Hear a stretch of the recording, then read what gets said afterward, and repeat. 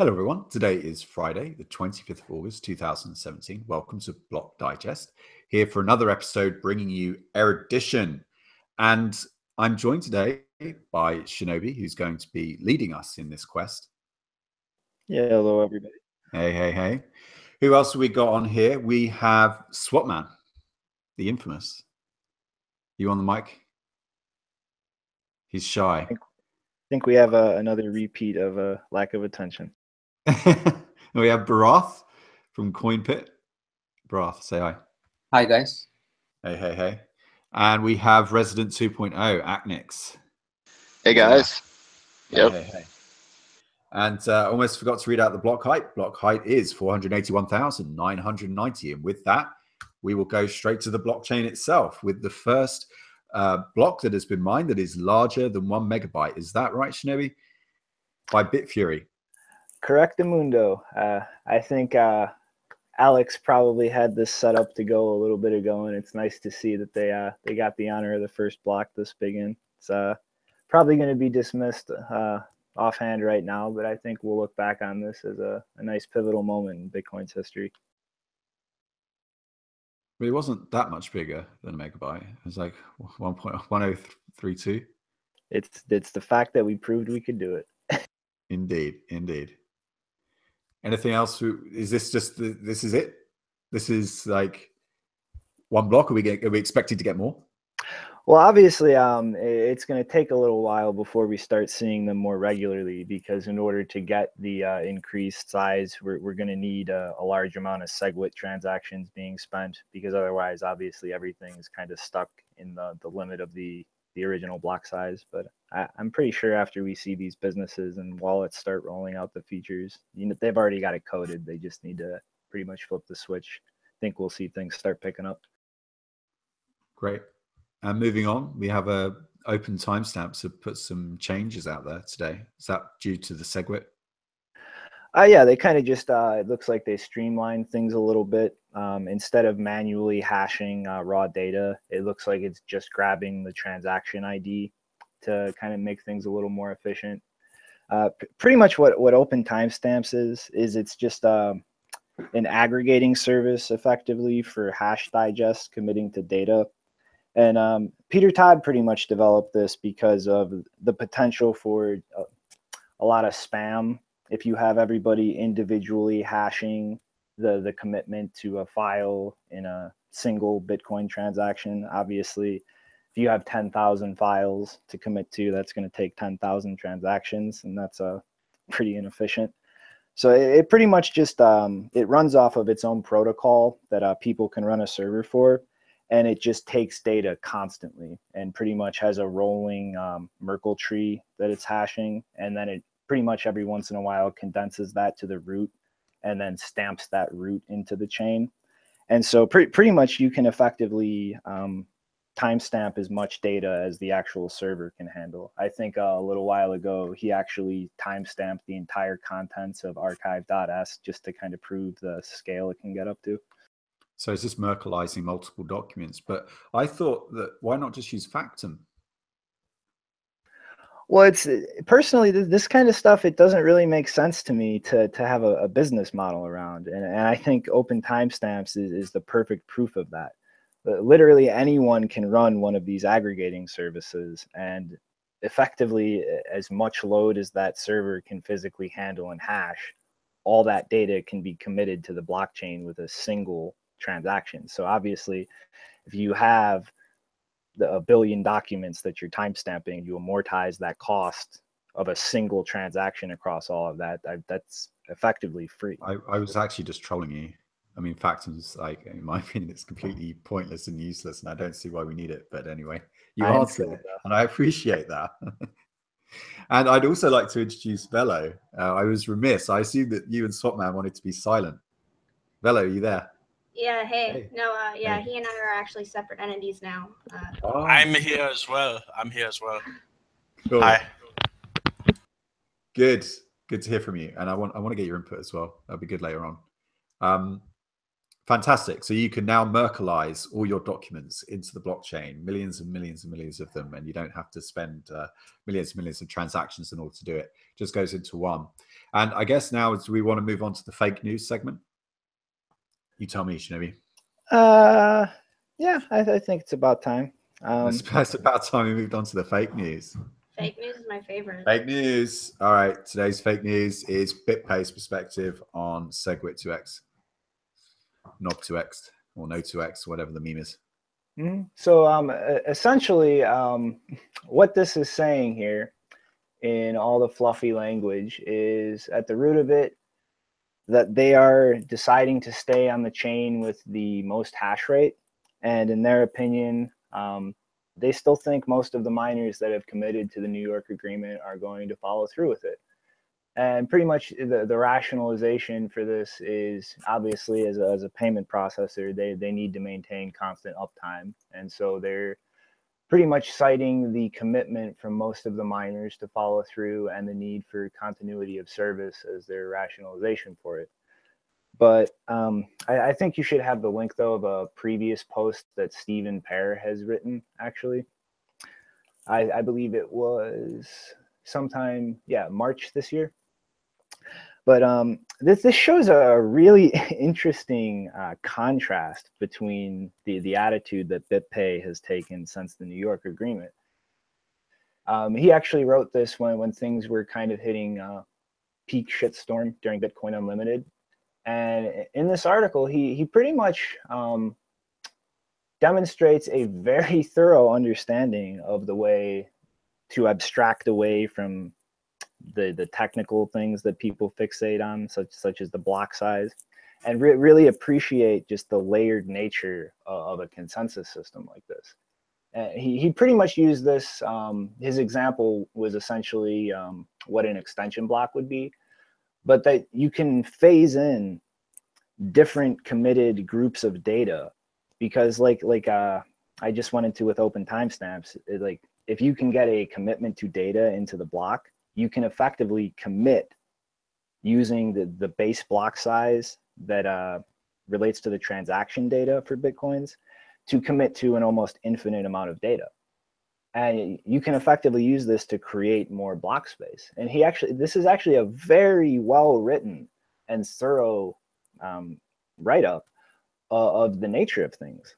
And you can effectively soft fork in another isolated block space with whatever rules you want, and slowly phase things in so that network nodes are enforcing this, and let the miners kind of see that adoption is really picking up, and then they can themselves slowly phase in supporting this and enforcing these rules to the point where gradually over time you have the nodes on the network and the miners both just slowly phasing in this new block space and this new data set that they're enforcing and keeping an eye on. And then later he pointed out that if we actually slowly upgrade like this, then a hard fork, it isn't really that big of a deal, because it's essentially just cleaning up the organization of the data. And this is kind of reminiscent of Luke Jr.'s proposals for the air quotes evil soft fork, where effectively you could, over time, after everybody has updated to using this new space, just phase out the original block space and streamline the data structure so that it's not so hacky. And when I read this, when this was originally published, like this was like a big deal to me. Like when I saw this demonstrated to me that a CEO in this space actually had this kind of in-depth appreciation for the nuanced technicals of this technology. And then obviously something happened in the background, and the company is essentially taking the exact opposite stance.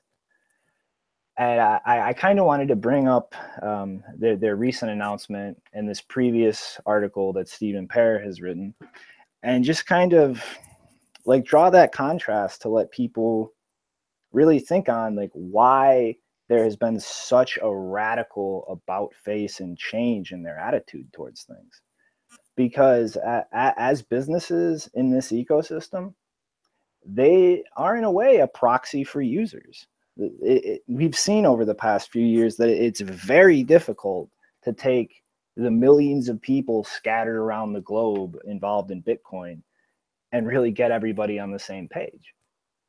And I think it's very important to sit and think about what their motives are. Like, why do they take the realizations of that difficulty and pretty much push the courses of actions that they do? Because in my mind, this can be done either to actually try and fall in line with what the users want, or what they want as a business. I just want to come in. I just want to ask you though, like, obviously this is a follow-up to their previous announcement where they just kind of sort of smuggled in BTC1. Is that right? Yeah, it is. And I mean, in a way, you could call it damage control maybe, but I kind of want to steer away from kind of framing that like that. I just kind of wanted to present these two radically different viewpoints that are effectively coming from the same company, the same people, and just let our viewers really draw their own conclusions from that, as opposed to pushing my own opinion or interpretation of that. Yeah. Okay, so I guess everyone can go to this link. It's in the description below, along with all the other stories we're talking about, and you can read it for yourself and let us know what you think in the comments.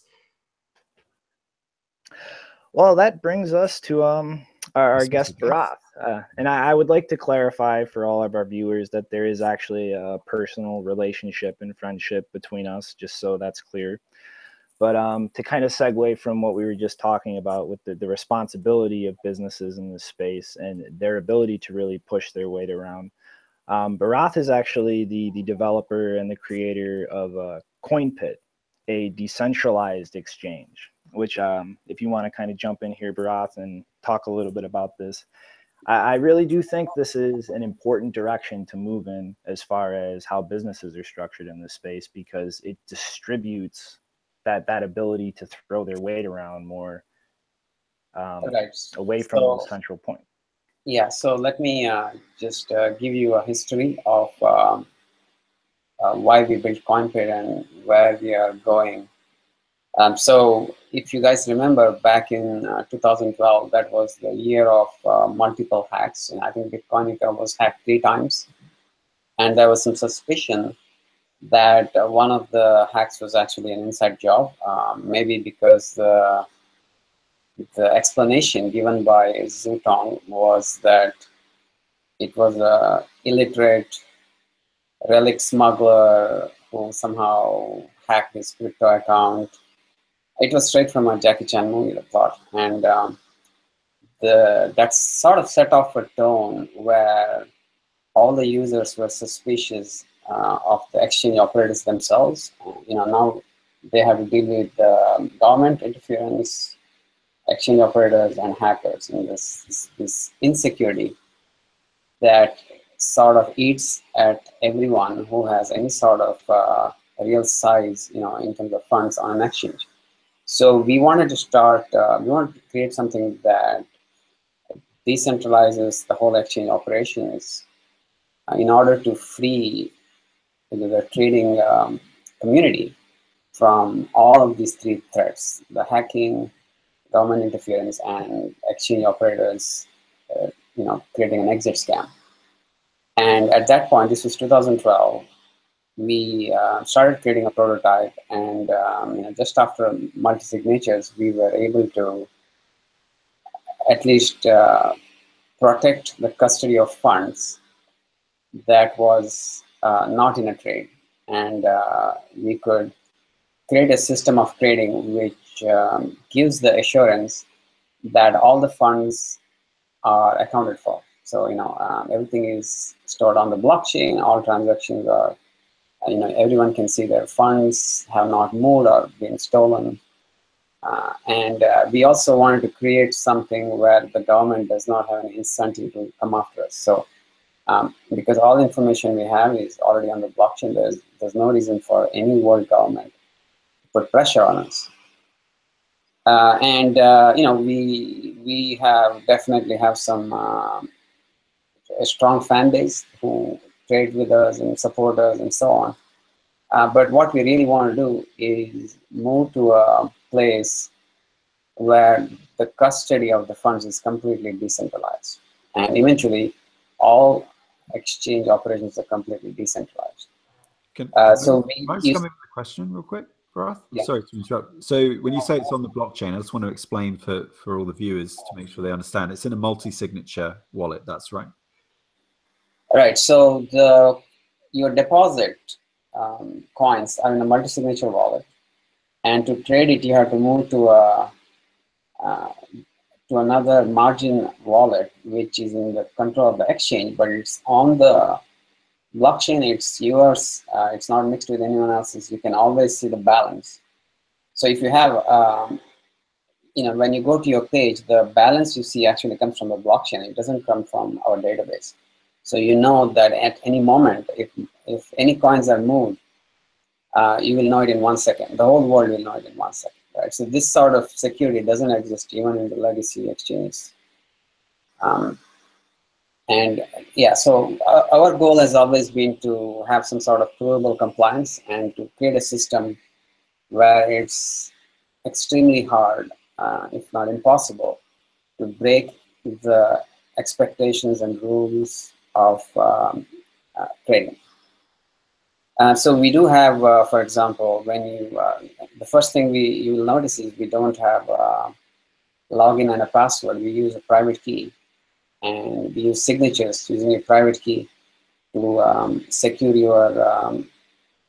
your communications to the exchange. So whether when you place an order, it's secured with your private key, and so on. So on the server side, there is really nothing that a hacker would gain. They wouldn't have your username or password or any of your information.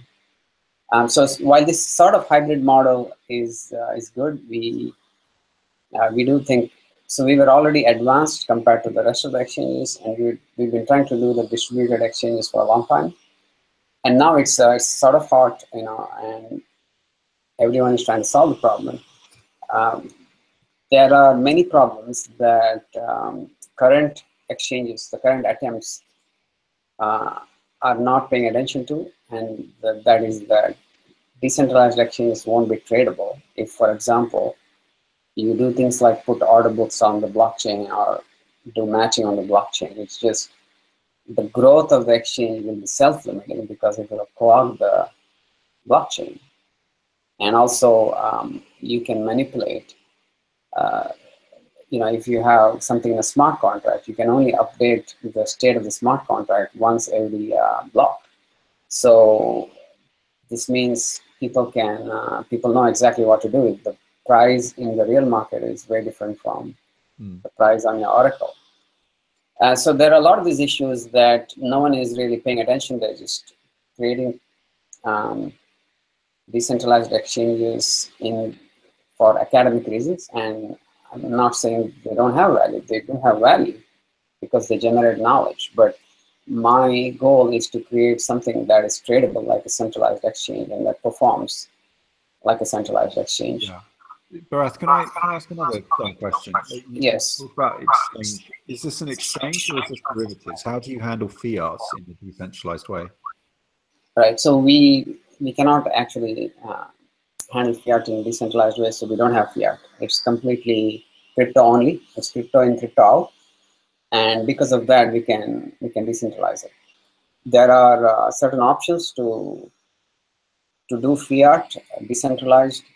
None of them are fully developed. As an example, in Lithuania, you can have a bank where a business can create IBAN numbers for all their clients, and you could do something there, but it will never be trustless. You can sort of decentralize it, but it will never be full. So what we believe is that over, say, the next 10 years, fiat will be less and less relevant, and crypto will be more and more relevant, and this is where all the growth is. So we are very happy doing fiat in and fiat out to create a lot of trading value and to create a secure and enjoyable trading experience. Okay, and are all the trades recorded on the blockchain? No, that would be very expensive. So what we do is at this moment, the trades. So when you place an order, it has the signature from your private key, and when the trades are matched, that fill that execution has the hash of the previous objects. And when you create a P&L, and it has the hash of the previous objects. So essentially, it is like a blockchain or like a Merkle tree or something like that. And finally, what we do is we settle everyone's balances on the blockchain. So recall that we don't actually hold, everyone has their own margin account, and the settlement is essentially a coin join transaction. And there we add a little op-return entry, which is the hash of all the inputs to it. So going back in time, you could go back to, as long as the blockchain is around, you can go back in time and trace every single input to it and make sure that everything was operated correctly. That it was all done without any sort of mistakes or malicious, entries. So this is what we call provable compliance, and we hope to move that from our centralized servers and distribute it among our actual traders. Great. Shinobi? Okay, and you said that the order book was essentially the really difficult problem to fully decentralize as far as the exchange aspects. Do you want to maybe go a little more in depth about the issues involved in that and other problems that you've encountered trying to build this out? Yes, you need to unmute yourself, Russ. Unmute. Oh, okay. Yeah. So it's fairly straightforward. When you put order book on the blockchain, now your ability to place orders is at the speed of the blockchain.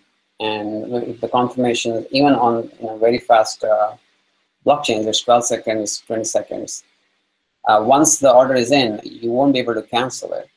And what is worse is that your order could be matched on different chain tips. So the faster you make your blockchain, like if your confirms are like in 3 seconds, the more chain tips will be active, and you will have no knowledge whether the chain tip with your match is going to be in the final chain. So you have essentially the probability of your match being having finality is unknown, or it's nebulous. So you won't be able to hedge those transactions anywhere else.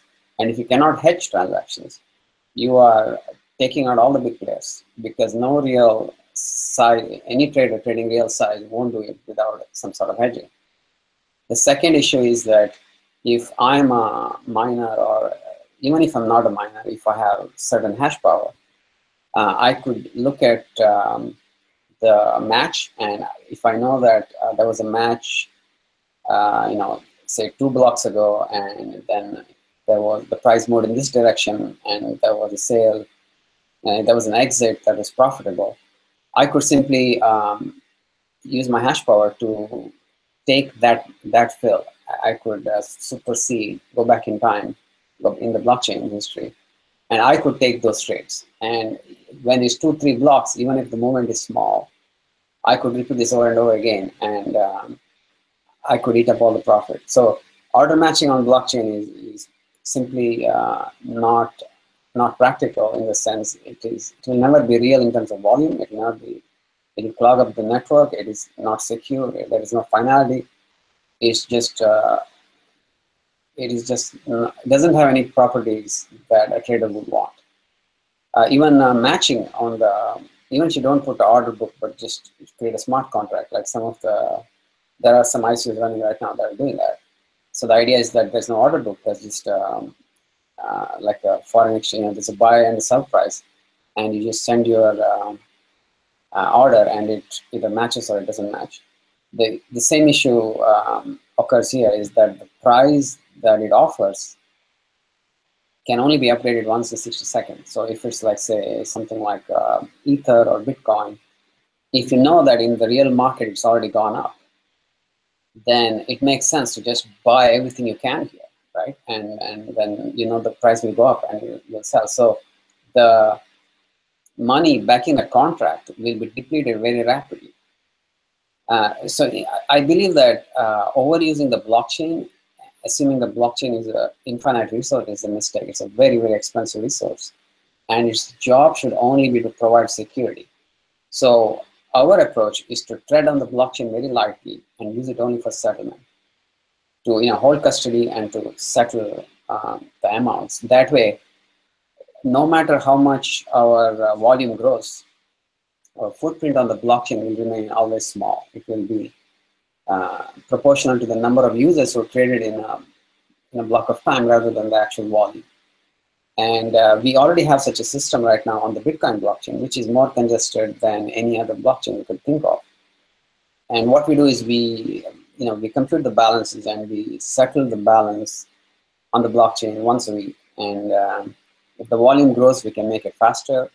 If, for example, the blockchain is so congested, like during a spam attack or this, for whatever reason, the transaction can be confirmed later, but the amounts are not impacted. So you can, as a trader, continue to trade, knowing that you get the performance and the usability, the user experience of a centralized exchange, but all your funds are decentralized. They're out of the control. They're out of the possession of the exchanges or any other entity that could try to seize it, like hackers or the government or like a court of law could could threaten your So that is the sort of vision we are starting with, and eventually we believe we will go to a point where we don't need to exist for the exchange to run. Great. So something tells me you've got a plan, and you probably need to raise money for that plan. Is that right? Yes, we are actually trying to. We are raising. We have an ICO coming, and it's called Leverage. It's a decentralized leveraged exchange. There is no leveraged decentralized exchange right now. A non-leveraged exchange is fairly straightforward. Has been done before. And it's at leverage.io, leverj.io. Just check it out. And this is something all traders have been waiting for. Non-custodial exchange that works like a custodial exchange. The best of crypto, the best of the legacy features. We're going to have managed trading. We're going to have a marketplace, anonymous but secure. Secured by your private key communications between different actors. We are going to create videos of your trades automatically so that you can journal them, you can study them, you can use it for reporting. And all of this is it's an entire ecosystem that's missing in crypto. I hope you guys support us. Yeah, okay, so I just want Very interesting. Yeah, I want to jump in here. Just mute yourself, Bharath, if you wouldn't mind, so we don't get the echo back. Thank you. So, okay, so the first thing I want to know, and I think this is the question that's on everyone's mind, is Swapman a strong enough advisor on the scrolly, pumpy website you've made to really kind of drive this ICO home? I mean, is he Vitalik Buterin? That's what I'm asking myself. I don't know about you. I don't know how pumpable this is. So if this question is to me, Swapman has been advising Coinpit from a long time because he believes in the values of crypto, and he is very knowledgeable regarding economics and everything else about the crypto markets. And I think that he is pretty much his reputation stands for itself. He is not going to support any project unless he believes it's for the good of the traders and public. And Swapman, you can feel free to add your. Swap, are you on? Do you want to come on and talk about it? I mean, why did you decide to do an ICO for this? Because I've always, when we've spoken before in the past, you've always been very critical of such. Yeah, big, but when it comes to ICOs, there's a spectrum, right? So there's some that have just complete vaporware and issue tokens and sell dreams, but Bharat and the development team at Coinpit actually delivers a real product. And they have one right now already on Bitcoin, which I helped to design the contracts for and having set up properly there. And what's very realistic is the delivery of what exists in Bitcoin form now in Ethereum. And these guys, once the sale is up, they're definitely going to put their time into actually developing that. So I 100% believe that they are going to deliver, at the very least, Coinpits, what we know right now is Coinpit, but in Ethereum form, where you deposit in Ethereum and you have access to your funds that aren't in a trade, etc., etc. These guys are like solid, really, really solid developers. They've shown that in Coinpit getting developed, and how fast they were also to react to the different advice I was giving them when I first started consulting with them. They were starting to churn out, more and more code every day, and really reflecting in exactly what not just me, but also traders in the community broadly were supporting it and giving him feedback, and he was actually listening and applying it. So I really believe that they're going to deliver that product for sure, because they're going to dedicate their time to doing that. And I've already seen them with my own eyes deliver the Bitcoin version of it. I'm skeptical, very skeptical of Ethereum as the proper platform in the future of decentralizing trading. I'm very, very skeptical of that. But I think as an intermediary step, while Bitcoin is in this growing pains that it's in, that it serves a sort of temporary solution until we have, proper payment channels on, with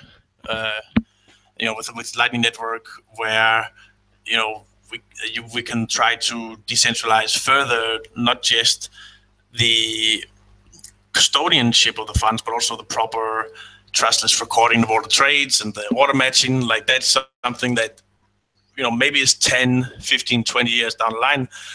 But so that's the broader vision, right? And I don't support 99% of the ICOs that are out there. I think, I'll invest in whatever has a potential for a return, right? Even if it's not a great. But in this case, the reason why I actually support the team of at the Leverage is because Coinpit has already delivered a product, and I'm sure in the next 6 months after they do the ICO, if their development team is on it, they're going to have the Ethereum version for sure. So what happens if I trust Barath because I've seen his work at Coinpit? What happens if Ethereum gets hacked? Like, what happens if another debacle like the multi-sig, and then you get wrecked that way? Well, that's the risk of the game in crypto, right? Shit can get hacked, stuff can happen, and then we'll just go back over to Bitcoin, where it's more secure and safe. But the fact is that the current model of being able to have full custodianship of your funds and having to use on-chain transactions to push it over into an escrow account, that's expensive as shit on Bitcoin right now. So as a network, Bitcoin is not ideal for this model of partially decentralized trading. So Ethereum also is going to eventually have scaling issues, right? Ethereum is growing its blockchain at ridiculous levels. So there's going to be scaling issues with them as well. So I just think temporarily right now, because they have faster block times and you can do some interesting shit with the state channels, and that I think that there's going to be real technology that comes out of when you combine the Coinpit team with these advantages in Ethereum. I think they'll actually do something. I think they'll surprise you. Yeah. So the to us, the backend is a technology that we use. And right now in Bitcoin, the support for writing smart contracts just doesn't exist that much. Ethereum has it. Ethereum also has a vibrant community. It has a lot of people with expertise on how to do smart contracts. And I believe that with with Lightning and Rootstock and a bunch of other layer 2, we can definitely also look forward to the exact same properties, non-custodial exchange on Bitcoin in a year or so. Maybe once we're done with this, we will learn a lot of lessons. We will look at the right product definition that the market needs, and when things are ready for Bitcoin, we could bring the same technology to Bitcoin as well. Great. There's a couple of questions in the chat room, and I want to ask you a question as well. How much of this is coded already, or is that why you need to raise the money in order to start coding? So most of the code is already, it already exists for the Bitcoin version of the exchange, which is Coinpit. What doesn't exist is the the walleting, the smart contract that controls the custody, and the actual settlement process. And so that is essentially the bare minimum platform, and none of this is a dramatic challenge. Multi-signatures have existed on Ethereum for a long time. Ethereum does essentially everything that Bitcoin can do. Strictly speaking, Ethereum can do a little more because it's a Turing complete machine. And yeah, so there is we're going to reuse a lot of the code. We're going to reuse most of the design, but there's Ethereum specific parts we still need to build. I think more interesting will be when we when we complete this, the new possibilities, right? The new possibilities are, because we have zero knowledge API keys and zero knowledge authentication, other actors can actually interact with each other. So let's say you are a great trader, you want people to follow your trades in addition for a percentage of the winnings. All this can happen completely anonymously, using our zero knowledge API keys. You can also create a rich ecosystem. People can offer market news, custom indicators, really anything to each other, and they could use this entire network as a place where they can enrich their trading experience in return for sort of automated or an anonymized exchange of resources. Fantastic. We have actually, I wanted to ask you, can you explain specifically how zero knowledge proofs work? Right. So zero knowledge proofs and zero knowledge authentication are slightly different, but I'll explain what a zero knowledge proof is. Mathematically, a zero knowledge proof is, to simplify it a little bit, is when a person A can prove a certain assertion without disclosing any other knowledge to a certain other entity B, right? So I want to prove, for example, that I know something, and that's all so for example, I want to prove that I am over 18, right, for whatever. I should be able to do this without disclosing my date of birth or something like this.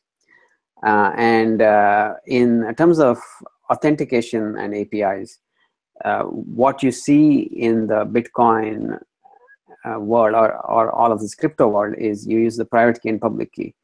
And if a person wants you to prove something, if they could give you a random string, and if you sign it with your private key, so without disclosing your private key, they can verify that you do possess the private key for that public key. So that would be authentication. And for API keys, we do something similar. When you place an order or you interact with any sort of system, you can simply sign that request. And nowadays, with fast crypto, with the elliptic curves, it is really very fast. So we do that. Actually, we have open source code. By the way, we are the only exchange that has our security code open source. No one else should be confident enough to do that. We have our zero knowledge API keys code is open source. Our authentication code is open source. And we encourage actually everyone else to adopt it. I think we should get away from this whole password business, which is just completely insecure. I hope I answered the question. Dude, not only did you answer the question, you just beat Zuku Wilcox, who like actually all of those guys from Zcash did a bunch of talks, and they all said like we can't answer questions about zero knowledge proofs, and it was really embarrassing for the audience. So I was actually kind of trolling you a little bit, but you picked it up, you ran with it, and I applaud you. That was very impressive. Thank you for explaining that. Hey, I saw a different question in the chat about what the purpose of the token is, and basically as leverage the exchange is generating revenues, there's creating a secondary token. Okay, so the leverage LEV is the main token, but there's a secondary token that's generated out of the revenue from the exchange and given pro rata to any holders of the token that are staking or freezing their tokens. So they have to do that in order to be eligible for these basically fee coupons, because these tokens can be used that are generated for paying trading fees on the exchange itself. So you can also just hold a bunch of the tokens and then you'll be distributed these fee coupons, which you can then use to trade for free on the site. So you could essentially put yourself in a situation where you're just trading for free. And it becomes an ecosystem between the traders and the exchange and the token holders that way. And I trust that you, as an expert and advisor, have analyzed this for any moral hazards. Like there's no perverse incentive structure for somebody to try and like come in and game this ICO system. Well, that's the purpose of having the secondary token being separate from the main one, is that the supply mechanism is not entirely deterministic for the secondary token, which means that the exchange then has because the idea is for that to be pegged more or less, or at least around a peg to a fee value either in dollars or Ethereum, most likely towards dollar, which you then basically you have to adjust the supply and demand of that, especially the supply, in order to let the market reach this target. So they're definitely being distributed based on the revenues, but if there's people that can hoard, there's people that can try to dump on the market and all this stuff. And we have mechanisms in place that basically prevent that from getting out of hand. So, for example, if you're on the exchange trading, you can either pay, it's an Ethereum-based exchange, right? So you either pay in Ethereum, or if the fee market suddenly is way below what the price that is supposed to be, you can buy the coupons at a discount and get a trading fee discount, essentially. So that creates a demand in the market for the secondary token. Because if you can either pay in Ethereum, or you pay a discounted for the secondary one and pay the fee in the coupon. And then likewise, the supply, so that handles the demand side. And then there's all kinds of mechanisms to basically penalize hoarders that aren't staking and stuff like that. So there's a whole mechanism in place to do, there's always going to be incentive problems that arise because people are freely holding the tokens and engaging with the exchange however they choose. So it's going to be a constant game to balance that, essentially. Yeah, that's really great. So look, guys, I want to reiterate that this is not a paid endorsement. We do know you personally because we have history together on the various chat rooms, and that's why we like to have people on this show, that we want to be able to help out. We want to be able to say, like, please say, have your say. We want to hear your voice just because we like what you do. And a lot of us on the chat room, of course, use Coinpit. So that's why we selected you, but there's no commercial consideration. And also we'll love to get you guys feedback on the story of the day, really, and the namesake of this show itself, which is China bans ICOs. Oh God, that's embarrassing. So you were just about to launch and now you can't do anything in China. Shinobi. Yeah, pretty much. I just put the link to the actual legal draft from the CoinDesk article in there too. But this pretty much I don't think it's specifically targeting ICOs. It's more wrapping those up in the wider category of things that are kind of a source of trouble in China.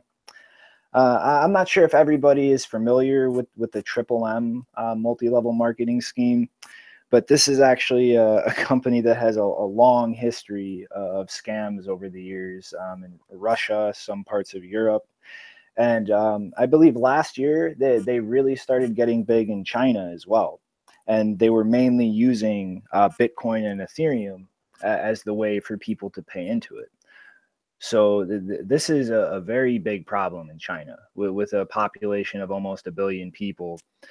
Obviously, it's a lot harder to keep track of everybody and actually penalize activities that the government wants to discourage.